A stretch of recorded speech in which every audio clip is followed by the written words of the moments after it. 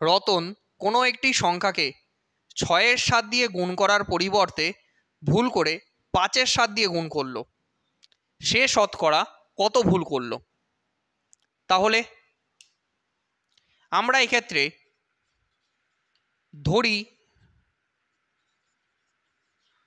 সংখ্যাটি ছিল 1, যাকে আমরা গুণ করছিলাম, অর্থাৎ রতনকে ধরি 1কে গুণ করতে বলা হয়েছিল 6-এর 7 দিয়ে। তাহলে রতনকে করতে বলা হয়েছিল এটা, ক্লিয়ার?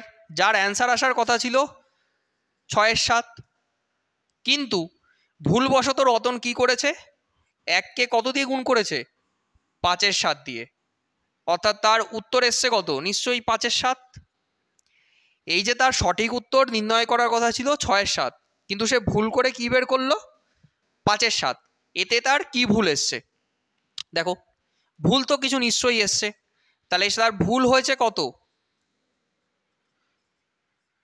6-এর 7 বিয়োগ 5-এর 7, অর্থাৎ এটাকে যদি আমরা ক্যালকুলেশন করি, লসাগু হবে 7, উপরে 6 মাইনাস 5, অর্থাৎ সে 1-এর 7 ভুল করেছে, কিন্তু উত্তরে কি চেয়েছে? সে শতকরা কত ভুল করলো।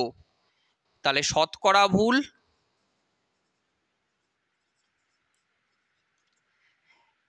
সেম সেই 1, আমরা 1-এর 7, কিন্তু তার নিচে তো বেস লাগবে, এখানে বেসটা হবে 6-এর 7 ইন্টু 100%, শতাংশ চেয়েছে, তাই জন্য 100 আনতে হলো।